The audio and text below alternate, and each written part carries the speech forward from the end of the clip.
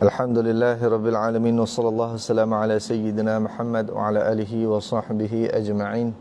Allahumma akhrijna min zulumatil wahmi wa akrimna binuril fahmi waftah alaina bima'rifatil ilmi wassahil akhlaqana bil hilmi waj'alna mimman yastami'una al-qawla fayattabi'una ahsanahu ba'du. Alhamdulillah, setinggi-tinggi pujian dan syukur kita rafa'kan ke hadrat Allah Subhanahu wa taala, Tuhan yang telah mentadbirkan sekalian alam, Tuhan yang telah menciptakan setiap sesuatu dan ditakdirkan pada setiap sesuatu itu dengan takdir-takdirnya, dan tidaklah kita mengetahui akan takdir-takdir itu sehinggalah terqadaknya akan setiap sesuatu tersebut.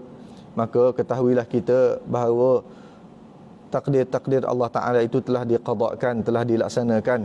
Maka pada malam ini tersingkaplah satu lagi takdir Allah Subhanahu Wa Taala, iaitulah majlis kita pada malam ini. Tersingkaplah satu lagi takdir Allah Subhanahu Wa Taala, iaitulah kehadiran kita pada malam ini.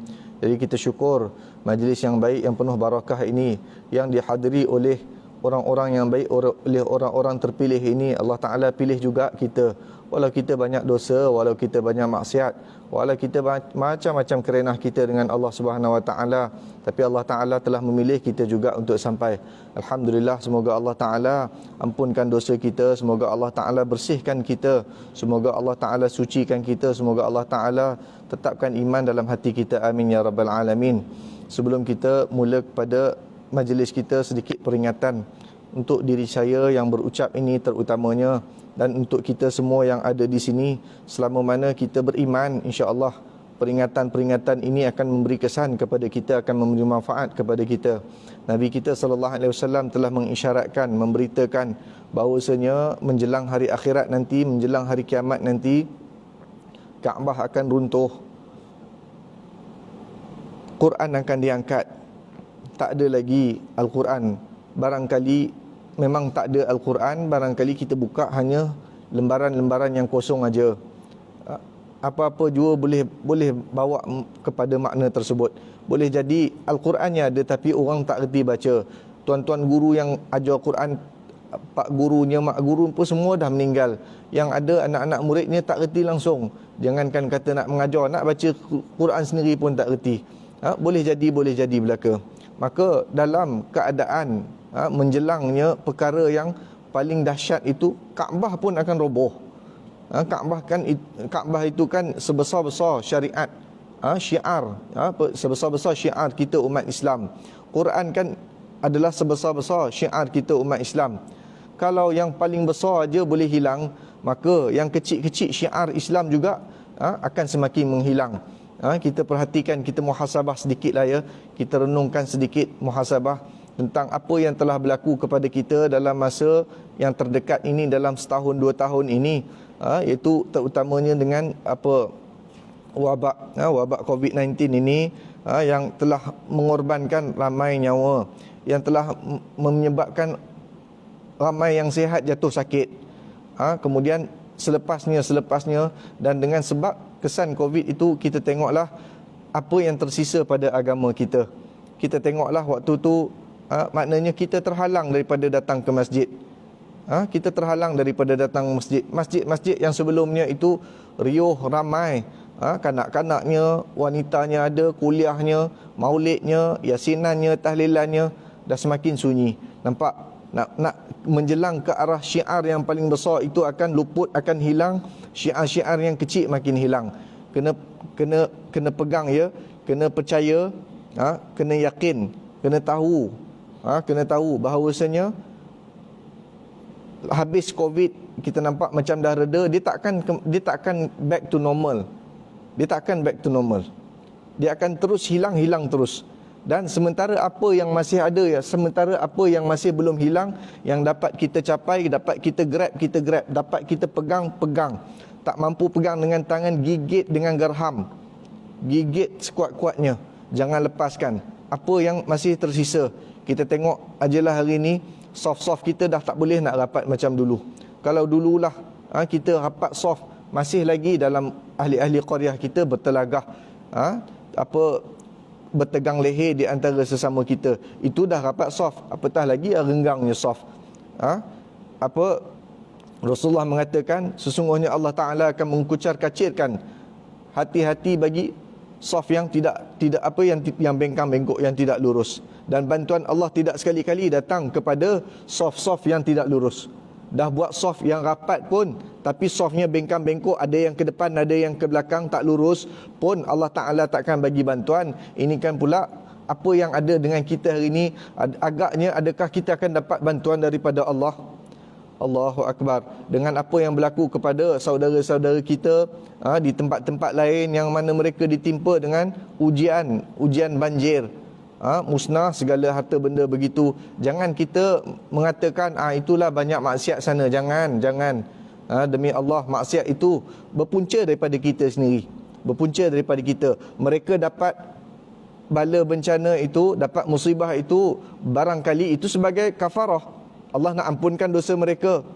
Tetapi kita yang tak dapat, agaknya apa kafarah untuk kita? Apakah cukup dengan istighfar kita? Allah Ta'ala nak ampunkan segala dosa kita. Dalam keadaan kita istighfar, kita masih lalai.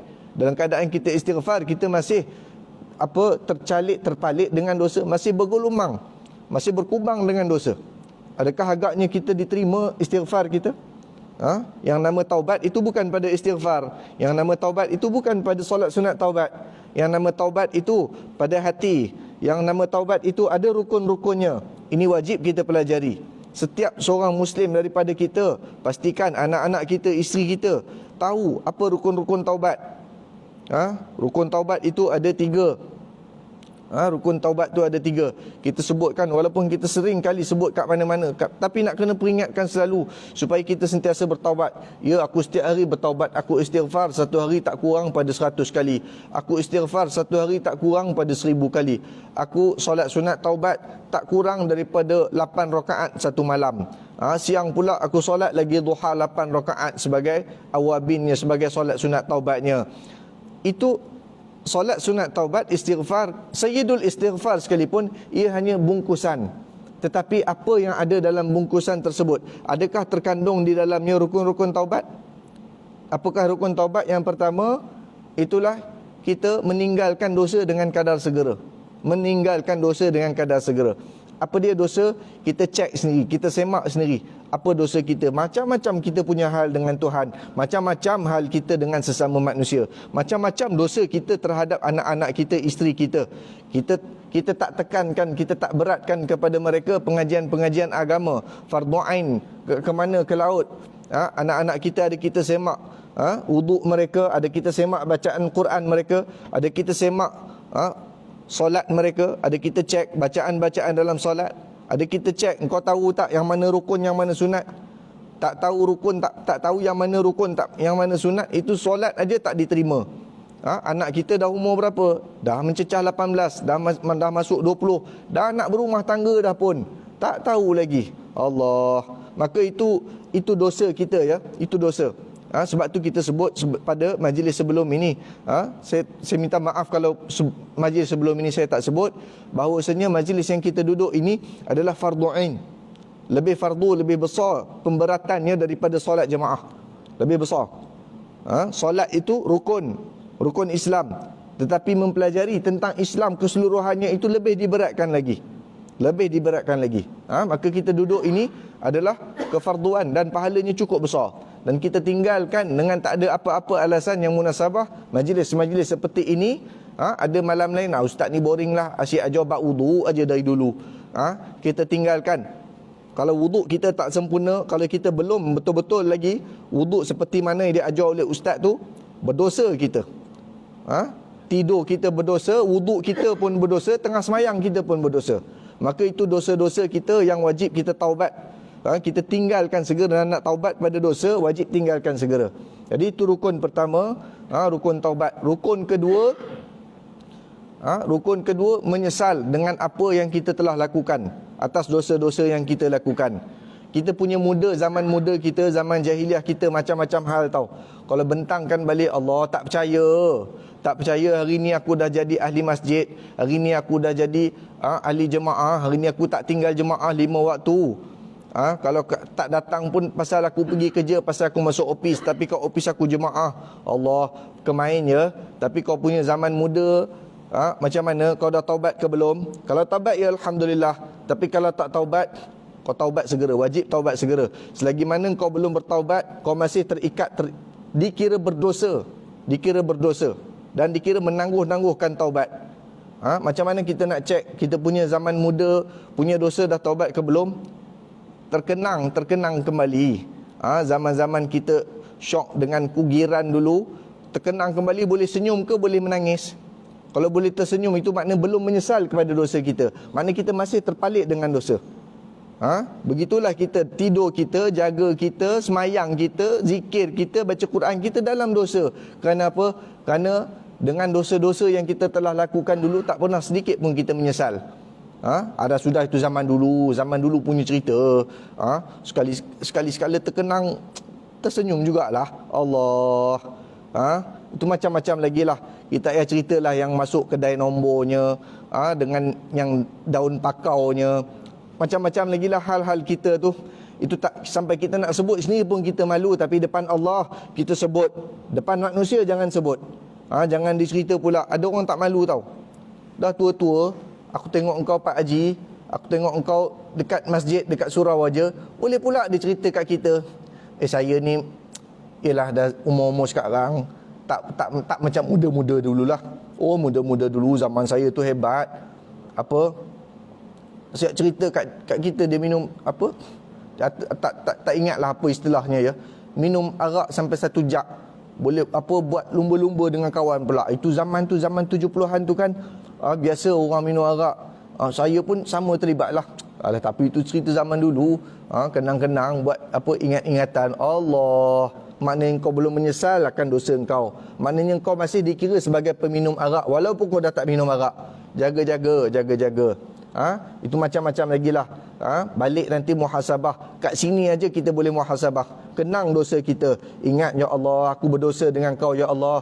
Aku bila terkenang dosa, aku boleh rasa seronok. Aku boleh tersenyum, ya Allah. Aku tak menyesal, ya Allah. Allah berdosanya, ya aku, ya Allah. Aku buat dosa lu satu hal, aku tak menyesal akan dosa aku satu hal lagi, ya Allah. Agaknya kau tak terimalah. Agaknya kau nak reject aku punya amal ibadat aku, haji umrah aku, kau boleh reject, ya Allah. Memang layak di reject selayak-layaknya, ya Allah. Tapi aku minta, ya Allah, minta kau terima jugalah, ya Allah. Minta, ya Allah, kau berikan taubat kepada kami, ya Allah. Limpahkan dalam hati kami, ya Allah, rasa menyesal kepada dosa-dosa yang kami telah lakukan. Itu rukun kedua daripada rukun-rukun taubat. Dan rukun ketiga, rukun taubat kita, iaitu berazam tidak akan mengulangi kembali. Kenapa tak buat lagi? Sekarang tak ada can lah, susah lah. Sekarang belum buka lagi lah. Sekarang ni susah sikit lah nak cari. Tak buat pasal apa? Pasal tak ada chance. Maknanya kalau ada peluang kau nak buat tau. Sekarang dah tua, takkanlah nak buat lagi. Oh, maknanya kalau kau muda kau nak buat lagi lah, ya Allah. Mana kau belum taubat lah tu. Mana kau punya istighfar semua ni, solat sunat taubat kau, kau punya tahajud kau, kau punya duha kau, apa saja tak diterima tau. Tak diterima. Minta maaf cakap, ya. Nak sedarkan diri kita semua, ya. Sebab apa? Sebab kita tengok kawan-kawan kita kan, sihat-sihat tiba-tiba dengar meninggal. Ada yang sebab COVID-nya, ada yang bukan COVID pun meninggal juga. Ada yang macam-macam lagi lah, ya. Macam ambil ubat ni meninggal. Allah, meninggal juga. Tak ambil ubat pun meninggal juga. Meninggal maknanya hari ni kita dengar cerita orang, esok lusa tak ke esok pagi orang dengar cerita kita, dah meninggal malam tadi baru ada dengan kita. Allah. Jadi kita kena taubat dengan segera. Ada 3 rukun taubat ni barulah diterima oleh Allah. Belum lagi. Ada plus one-nya lagi. Apa dia? Hutang. Hutang apa? Hutang ada 2. Pertama, hutang dengan Allah. Kedua, hutang dengan sesama manusia. Apa hutang kita dengan Allah? Hutang semayang kita. Muda-muda dulu, seronok. Seronok bila? Seronok dapat keluar kampung, dapat pergi ke bandar, dapat kerja di Singapura, dapat kerja kat sana. Shiftnya habis dalam waktu semayang. Supervisornya Cina, supervisornya kafir. Tak boleh pergi semayang. Dah supervisor tak bagi, tak payahlah, sudahlah. Kita terus sajalah. Kau tak fikir nak qada? Itu hutang dengan Tuhan. Kau punya nakal zaman muda-muda dulu, orang tak nampak. Nasi bungkus, dengan mi segera, dalam rumah seorang-seorang, dalam bilik seorang-seorang, dalam tandas pun boleh makan. Allah, dah qada ke belum tu? Kalau tak qada, qadanya kira dia punya apa nama? Dia punya apa dia punya fidyahnya tu. Fidyah kena kira berapa tahun. Semayang juga kena kira. Tapi dah tak larat nak qada semua. Tulis semua. Tak larat nak qada semua, tulis semua dulu. Catat semua dulu. Beli satu logbook. Tak sempat malam ni, esok pagi pergi kedai, beli satu logbook tebal sikit. Kira daripada umur berapa aku semayang. Depan mak abah aku semayang sampai umur 20. Penuh. Tak pernah miss. Sebab abah aku punya garang. Sebab mak aku punyalah backing. Lepas tu kau keluar kampung, kau pergi kerja. Tu tak cerita kau lepas kau kahwin, kau punya lalainya, ya Allah. Mula-mula nak jamak takhir. Lepas tu takdim lah, lalat jadi jamak takyah. Lepas tu sudah tak qada pun. Allah, itu semua hutang dengan Allah. Wajib kita qada. Wajib kita qada. Catatkan, tuliskan. Catatkan. Yang ada hutang semayang, wajib qada dulu. Kau tak semayang sunat, 1 rakaat tak pernah semayang sunat, Tuhan tak tanya. Tapi 2 rakaat subuh aja kau tinggal, tak berganjak kau nak kena jawab depan Tuhan. Qada dulu. Habis orang semua semayang mak dia, dia orang dah settle hutang, engkau belum settle. Kau niatkan usolli fardhu subhi raka'ataini qada'an lillahi ta'ala. Niat. Habis nak baca kunut, kau nak baca, tak nak baca sudah. Ini zaman sekarang orang memang sentiasalah. Kita hampir 5 waktu kita baca kunut kan. Jadi orang tak heranlah kalau kau baca kunut pun sebab kau qada. Orang lain pun sebenarnya pun ada lagi lah tak qada lah. Begitu ya. Tak wajib. Bahkan apabila masuk fardu, masuk azan isyak saja, misal contohnya lah azan isyak saja, tak wajib kita semayang isyak lagi. Adaan tu, qadaan dulu. Qadaan sampai lagi 5 minit atau 10 minit lagi nak masuk subuh, barulah adaan. Lagi 10 minit nak masuk subuh, barulah adaan. Itu je kita boleh buat. Imam Ghazali mengatakan diharamkan untuk orang-orang yang ada hutang semayang itu melakukan apa-apa saja pun kecuali qada semayang. Kecualilah dia nak melakukan 2 perkara sahaja. Lain pada qada semayang, dua benda je dia boleh buat. Pertama, keluar menuntut ilmu. Kedua, keluar mencari nafkah. Itu je. Kau nak lepak-lepak warung, minta maaf. Kau berdosa. Kau semayang sunat aja kau dah berdosa. Apa pasal? Dosa. Bukan dosa pasal kau semayang sunat, dosa pasal kau tak settle lagi kau punya hutang. Orang hutang dengan kita, hutang dengan kita taklah banyak mana, taklah susah mana agaknya nak bayar 300 saja. Setahu aku dia punya pencen lebih pada tu. Dia ada allowance ni, anak-anaknya pun dah tiap-tiap bulan bagi duit kat dia, kirim duit kat dia. Hutang aku 300 tak bayar-bayar. Tapi dekat warung asyik belanja aku teh ais. Kau tak belanja aku teh ais pun tak apalah. Asal kau bayar aku punya hutang 300. Begitulah umpamanya kita ni ya. Itu hutang kita dengan Allah. Settle, wajib kena settle. Catat dulu, tengok Allah. Mampu ke tidak? Mampu ke tidak kau kena buat juga. Takdir kata tak sempatlah, ajal dah sampai dulu, tak settle hutang. Tapi dalam catatannya adalah kesungguhan nak bayar hutang tu. Mudah-mudahan Allah Ta'ala ampun dosa. Jangan tak apalah, Allah Ta'ala Maha Pengampun. Yang penting sekarang aku dah jaga semayang. Muka tak malu ya. Muka tak malu. Dah lah hutang tak settle, belagak baik pula. Belanja-belanja orang lagi. Allah. Jangan begitu ya. Kemudian yang kelima, yang plus one yang kelima itu, hak kita sesama manusia. Ada hutang, ada ambil barang orang, masih simpan barang orang tak pulang, pulang segera. Apa lagi? Makan harta pusaka. Makan harta pusaka. Ini kita kena sebut ya. Ini kita dah terlanjur banyak dah. Dulu arwah abah kita, arwah mak kita meninggal, macam mana kita bagi harta pusaka? 2 nisbah 1 ke bagi sama banyak?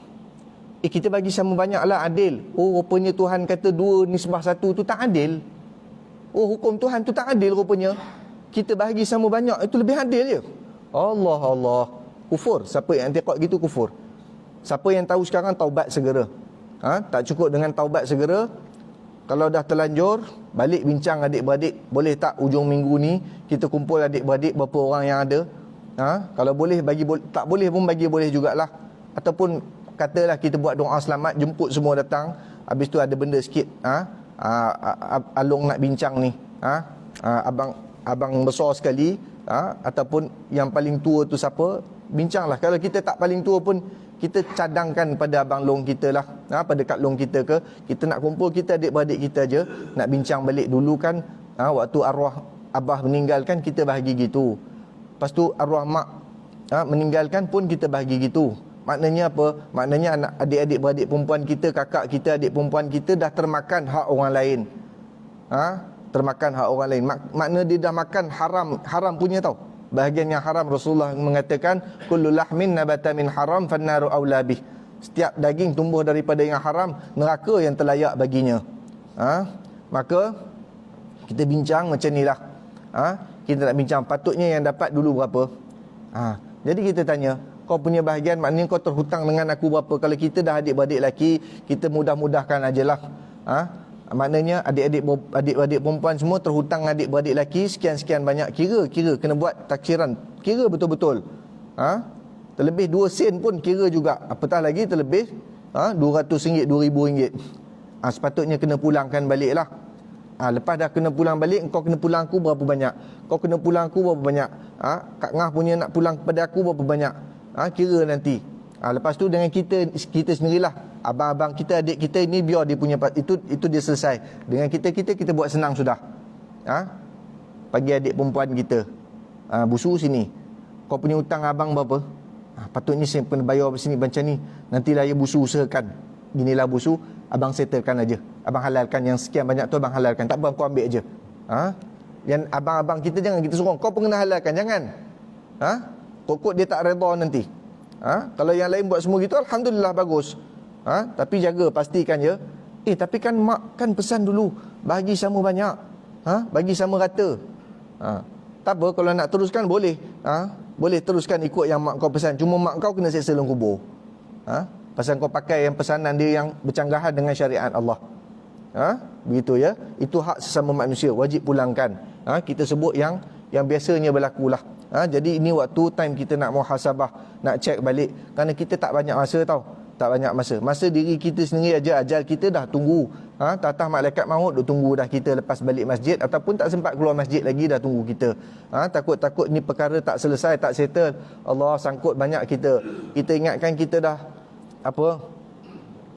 dah persiapkan banyak benda, apa-apanya apa pun tak ada nilai. Amilatun nasibah, firman Allah. Amilatun nasibah.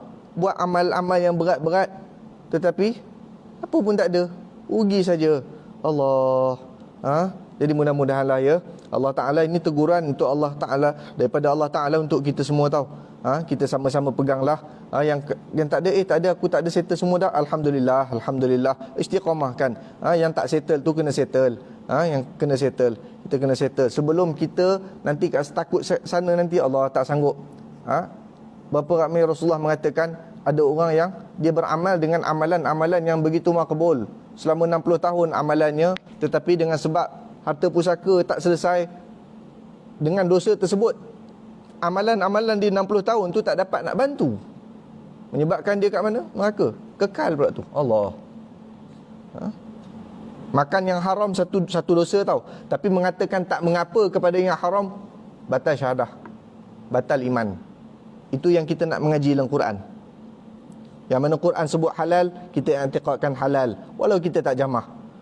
Yang Quran kata haram, i'tiqadkan haram, wajib kita i'tiqadkan haram walau kita masih buat. Dan wajib kita tinggalkan yang haram-haram itu. Begitu ya. Jadi ini sebagai mukadimah kita. Sebab kita nak mengaji Al-Quran ni, kadang-kadang orang buka tafsir Quran ni nak belajar Quran tentang apa? Tentang ni lah dia, tentang nak sedarkan diri kita. Belajar tafsir Quran, dah sampai surah berapa dah, sampai tengah Quran dah, tapi tak sedar diri lagi, tak ada guna. Cari ustaz lain.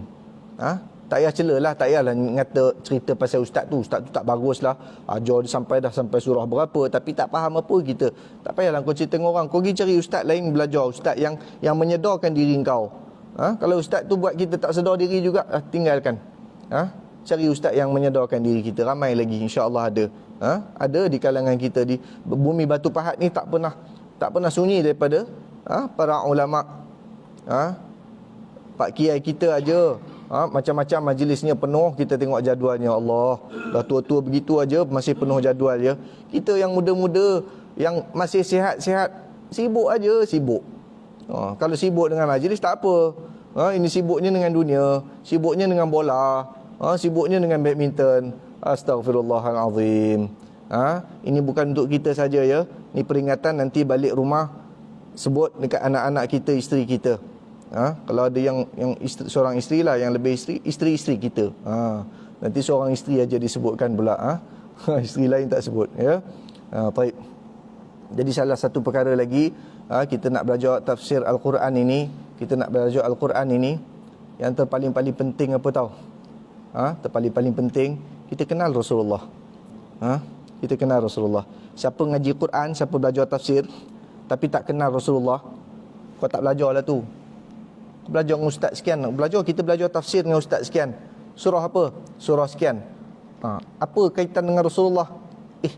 Ada kaitan dengan Rasulullah ke? Oh, ustaz tu tak kaitkan dengan Rasulullah. Dah sudah, kau pergi cari ustaz lain lah. Mana kau buang masa dengan ustaz tu? Cari ustaz lain. Susah payah sikit nak cari ilmu, tak apa. Allah Ta'ala firmankan, alladzina atainahumul kitaba ya'rifunahu kama ya'rifuna abna'ahum. Sesungguhnya orang-orang yang Allah firmankan, alladzina atainahumul kitab, golongan yang kami berikan kitab kepada mereka itu. Baik, dalam Quran ni sedikit ya.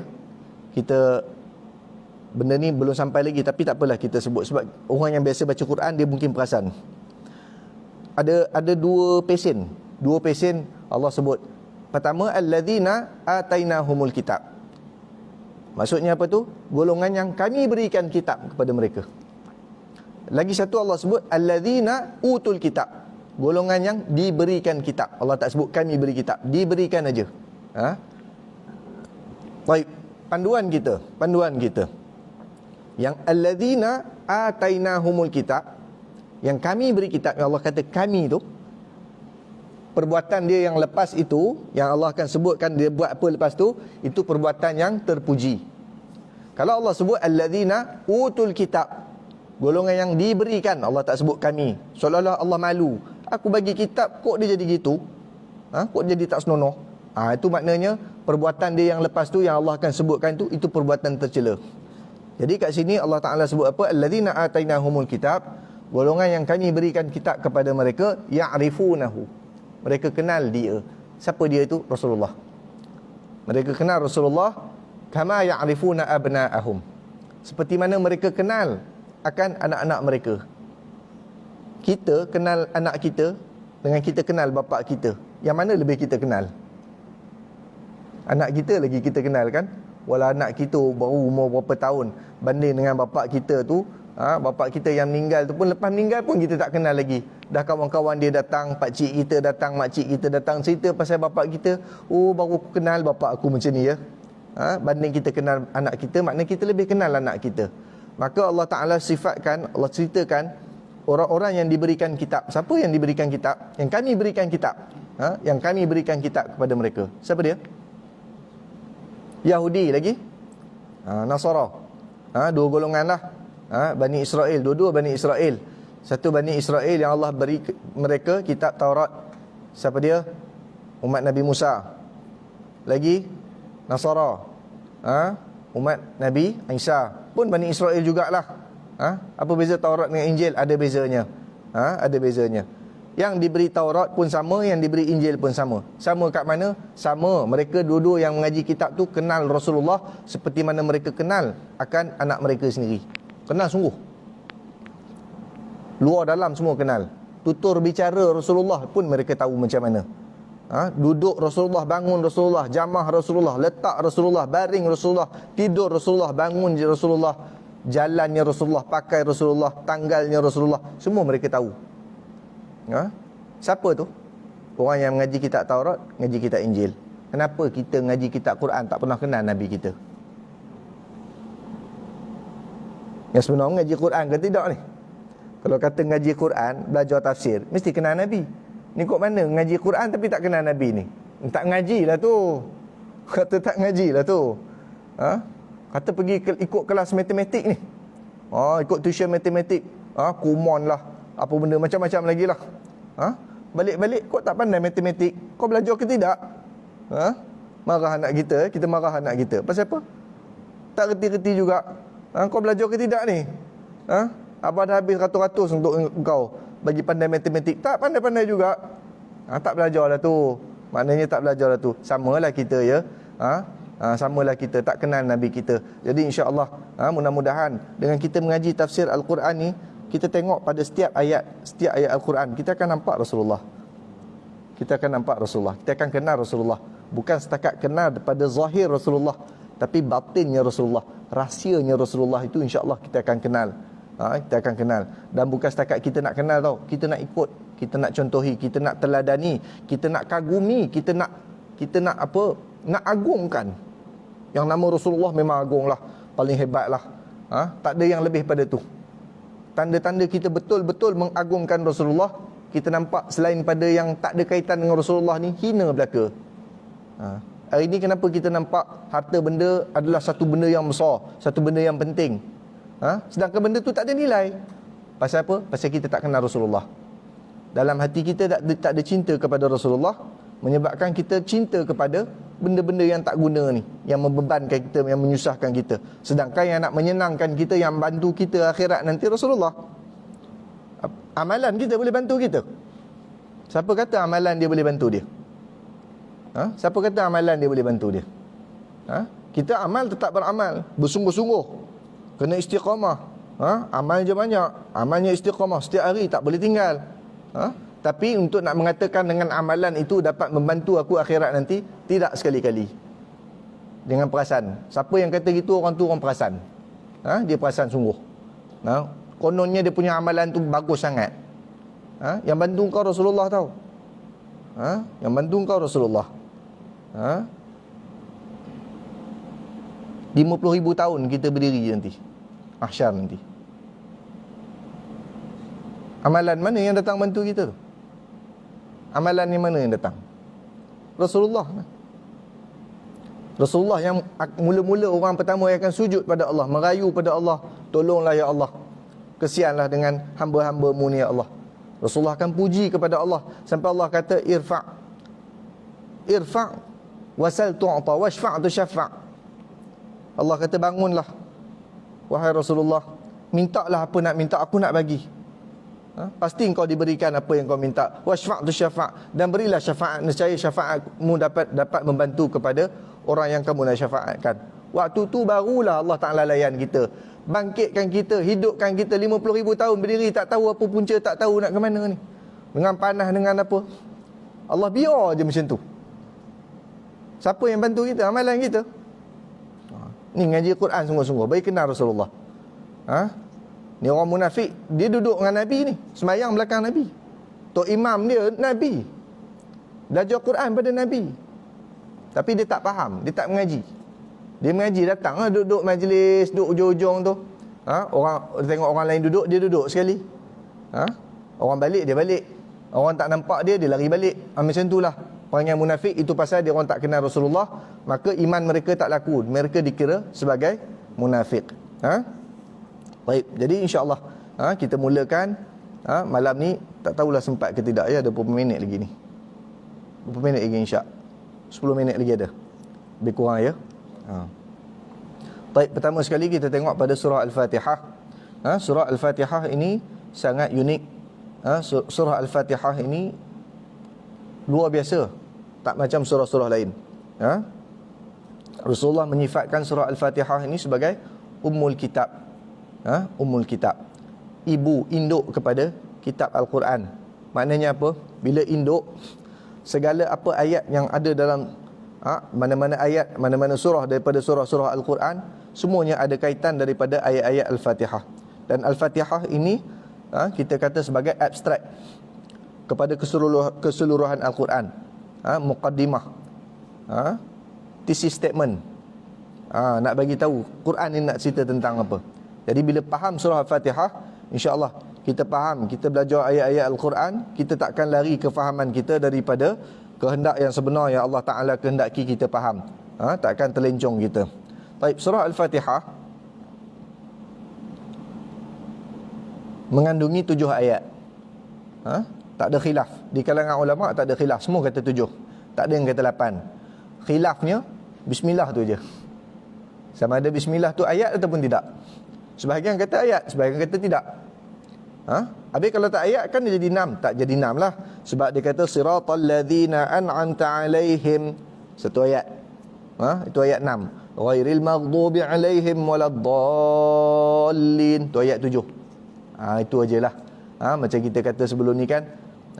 Kenapa 6,200 tu betul, dah tak ada khilaf, dah sepakat dah. Yang belakang kok beza 36, ada kata 40, ada kata 50, ada kata 35. Bezanya itulah pada yang ni dikira dah satu ayat ke belum. Ini belum lagi, sampai sana baru kira satu. Itu khilaf lah. Itu tak jadi masalah. Baik, surah Al-Fatihah, surah Makkiyah ataupun surah Madaniyah? Adakah dia surah Makkiyah ataupun surah Madaniyah? Surah-surah Quran ni kan kita kena tahu tau. Kena tahu. Ini surah Makkiyah ke surah Madaniyah? Tapi tak tahu pun tak apa kan? Tak apalah kalau tak tahu pun. Tapi kalau tahu lagi bagus. Pasal apa? Dalam surah Makkiyah juga ada Allah sebut tentang zakat, solat dan juga zakat. Kita kena faham, bila sebut zakat zaman Mekah, di Mekah Nabi tak pernah kutip zakat daripada Abu Jahal. Di Mekah tak pernah ada Baitul Mal. Tak pernah ada Baitul Mal. Di Mekah Nabi tak pernah ketuk pintu rumah Abu Jahal, Abu Jahal bangun subuh. Tak pernah. Habis yang Abu Jahal marah sangat kat Rasulullah tu kenapa? Orang-orang Quraisy tu, bukan Abu Jahal seorang je, ramai, majoriti di Mekah tu marah geram dengan Rasulullah. Rasulullah buat apa? Rasulullah kacau apa dia orang? Rasulullah minta harta dia orang ke? Kenapa dia orang marah sangat? Pasal Rasulullah mengatakan tak ada manfaat, tak ada mudarat melainkan datang daripada Allah. Itu yang itu kita sebut bahasa mudah kita. Bahasa mereka la ilaha illallah. Tiada satu kebergantungan. Kita kata tiada Tuhan kan. Ilah tu nanti kita tengok sikitlah, kita hurai panjang lebar sikit dengan mungkin satu sesi kita perlukan nak cerita tentang ilah. Kita hari ni banyak sangat ilah. Banyak sangat ilah kita. Kita faham ubat pun ilah, duit pun ilah, nasi pun ilah, air pun ilah, elektrik pun ilah, handphone pun ilah. Itu semua ilah-ilah tau. Itu kena nafi selalu tu. Itu kena nafi selalu. La ilaha illallah, la ilaha illallah. Zikir kan. Lepas sembahyang setiap solat fardu 10. Satu hari jangan tak ada 100. Sepatutnya satu hari 1,000 ke 3,000. Tapi 100 jangan tak ada. Kau tak dapat 1,000, tak dapat 3,000, 100 jangan tak ada la ilaha illallah. Lebih-lebih lagi waktu tengah hari. Baik. Jadi bila Rasulullah sebut la ilaha illallah, orang tak boleh terima. Macam hari ni lah, kalau kita kata penyakit tak berjangkit, kita kata vaksin tak vaksin sama aje. Kita kata gitu, orang marah tak? Marah. Silap hari bulan saya kena gam. Ni live ke ni Ustaz? Ustaz Ali, ni live ni? Live. Live, alhamdulillah. Tak apa, biar kena saya bawakan. Dan kita jangan ingat ini live boleh streaming, boleh semua dapat tau. Ini musuh Allah punya, dia block. 2-3 hari sudah ada orang bagi tahulah kenapa kami tak dapat tengok live ya pagi-pagi. Pasal pagi-pagi kita buka kitab akidah Tahawiyah. Panjang lebar, detail-detail kita baca dalam kitab tu, kita tolong terjemah ajalah. Nak syarah tak pandai, dah ada ulama tukang syarah, kita tukang translate ajalah. Rupanya 2-3 hari ni ada kata tak boleh nak tengok live. Dia mula nak ganggu. Sikit hari lagi kuliah-kuliah apa semua dah tak ada dah. Dalam YouTube ke dalam Facebook ke tak ada. Itu pasal kita jangan bergantung pada benda-benda ni. Bergantung apa yang Rasulullah ajar kita. Duduk talaqi, duduk dalam majlis ilmu, datang menghadap tuan guru. Cari majlis-majlis ilmu duduk. Jangan bergantung pada ni. Kalau ini dah bagus, ini dah cukup bagus, zaman Nabi suruh Rasulullah develop. Zaman Nabi, zaman Rasulullah suruh sahabat-sahabat develop, bangunkan program internet. Ini teknologi Allah bagi pada orang kafir. Apa pada orang beriman Allah tak boleh bagi yang lagi canggih? Lagi canggih kita punya ni yang talaqi, yang offline ni. Yang ni lagi yang lebih canggih. Pasal apa? Anugerah daripada Allah dapat terus. Tak bangun kita daripada majlis ni melainkan terampun sekalian dosa kita, dan segala dosa kita akan ditukar jadi hasanah dalam majlis ni. Jangan buat main. Baik. Jadi balik pada perkara tadi tentang surah Al-Fatihah. Orang marah pada Rasulullah ni Kerana Rasulullah bawa akidah. Dan kita bila kita mula bawa akidah yang benar, akan ada musuh. Tiba-tiba kita tak cari dia datang cari kita, nak musuh dengan kita. Kita tak sindir dia, tiba-tiba dia datang nak cari pasal dengan kita. Itu tanda apa? Tanda yang kita ikut tu dah betul, istiqamah, jaga. Bukan nampak orang lain jahat. Dan kita tengok dia macam tu, dakwah dia, ajak dia hadir majlis ilmu. Baik. Surah Al-Fatihah, kita kena ketahui ayat-ayat tertentu, macam kita kata tadi, ayat zakat juga disebutkan zakat dalam surah-surah Makkiyah. Itu bukan erti zakat keluar 1/40 daripada harta kita yang cukup haul dan cukup nisab. Bukan. Tak juga bererti zakat fitrah kena keluar setiap tahun, tidak. Tapi zakat dalam makna hakikat zakat. Dah masuk insya' ya. Kita bagi laluan azan dulu.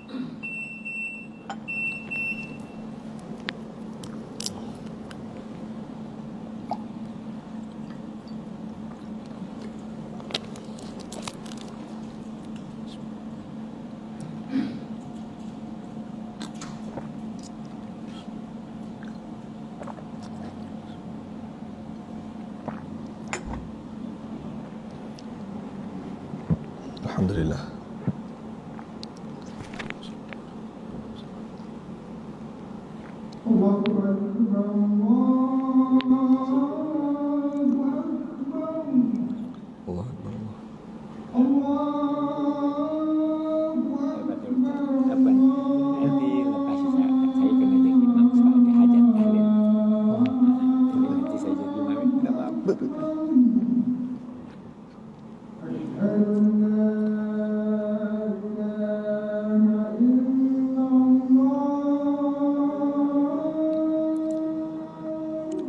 Asyhadu an la ilaha illallah.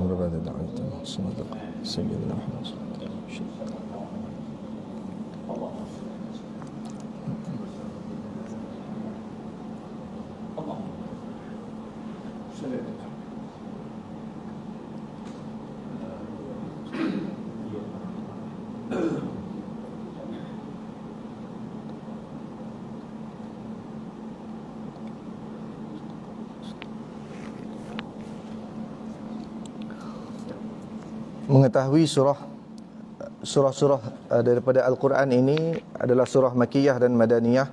Ini banyak faedahnya, terutamanya dalam kita memahami akan hakikat-hakikat perintah yang ada pada dalam surah-surah tersebut.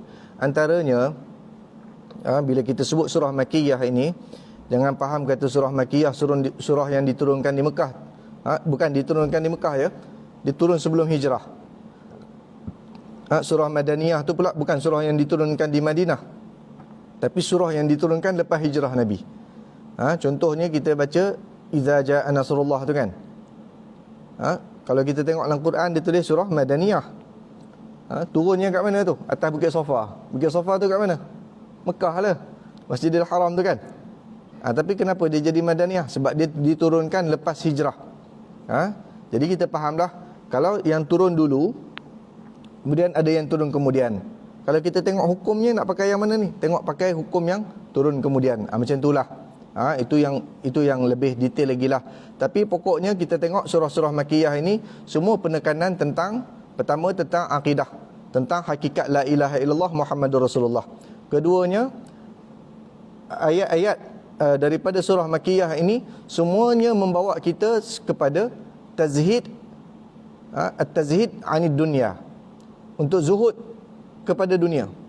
Zuhud kepada dunia ni maknanya kita tak minat dengan dunia. Pasal apa? Pasal minat pada akhirat dah kuat, jadi tak minat dengan dunia. Kemudian ayat-ayat Makkiyah ni juga dia membawa kepada peringatan kepada kita tentang peristiwa-peristiwa akhirat. Peristiwa-peristiwa hari akhirat, perincian pada hari akhirat tu semua dalam Quran. Dia punya step-step tu Quran cerita cukup detail. Tak pernah ada dalam kitab samawi lain, baik daripada Taurat maupun Injil, yang cerita sedetail seperti Al-Quran cerita. Dan surah-surah Makkiyah ni juga membawa kisah-kisah yang terdahulu, nabi-nabi terdahulu. Nabi, kita petang tadi kami mengaji kitab Risalah Jami'ah karangan Al-Habib Ahmad bin Zain Al-Habashi, menyebutkan tentang nabi-nabi dan rasul. Nabi-nabi dan rasul yang wajib kita tahu, rasul 25 orang sahaja. Yang rasul ada bilangannya, ada kata 313, ada 314, ada kata 315. Maknanya yang masyhur dengan yang mastur, lagi ramai yang mastur. Begitu juga Nabi, bilangannya 124,000 orang. Tak pernah dengar. Yang kita wajib dengar, yang wajib kita tahu 25 orang saja. Daripada 25 orang tu, kenapa tak ada cerita 25 orang dalam Quran? Kenapa dalam Quran dia ulang cerita 7 orang, 8 orang Nabi tu aja? 7 orang lah yang dia ulang cerita. Start pada Nabi Nuh, Nabi Ibrahim, Nabi Lut, Nabi Saleh, Nabi Syuaib, Nabi Hud, Nabi Musa. Ini dia ulang-ulang cerita. Nabi Yusuf adalah sebut satu kali cerita aja panjang. Kenapa 7 orang ni aja yang Allah ceritakan? Dengan penyakit umatnya, dengan balanya yang ditimpa. Kerana itu bukan cerita zaman dulu tau, itu cerita zaman kita. Kerana penyakit-penyakit itu, Nabi Nuh dengan penyakit kaumnya, Nabi Ibrahim dengan penyakit kaumnya, Nabi Lut dengan penyakit kaumnya, dan Nabi-Nabi lain dengan penyakit kaum masing-masing.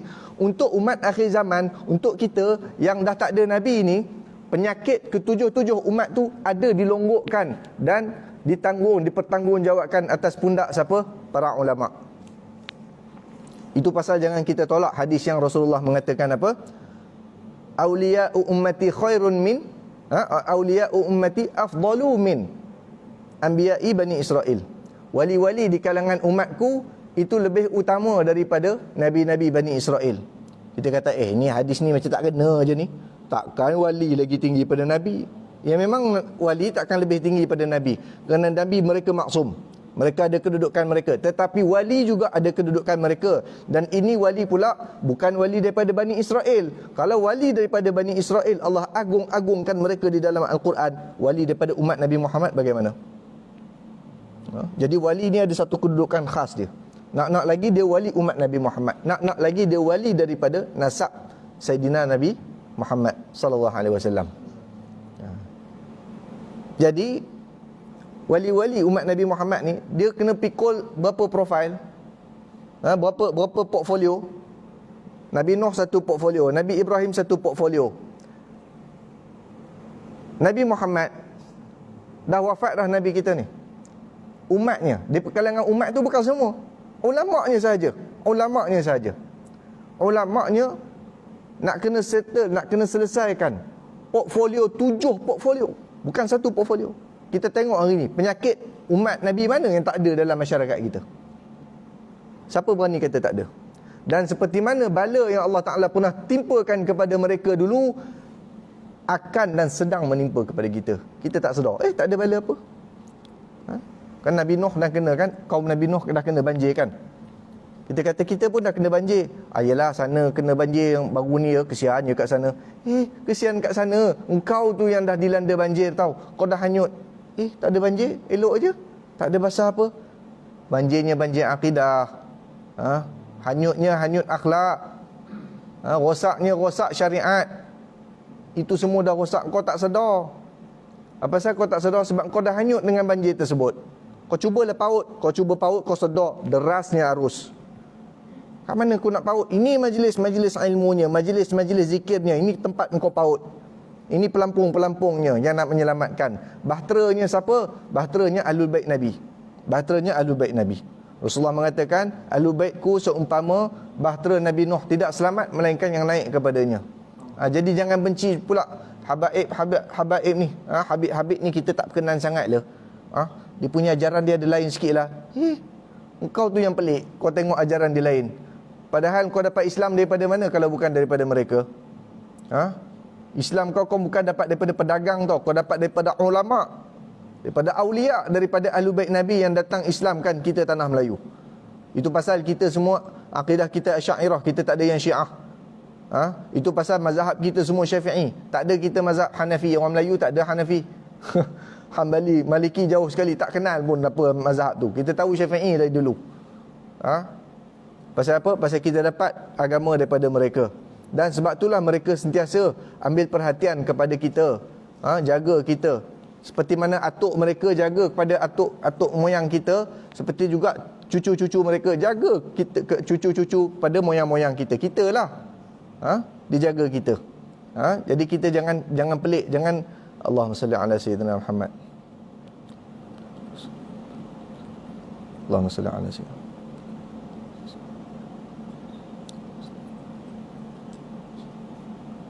Dzakarallah man dzakarani fi khair.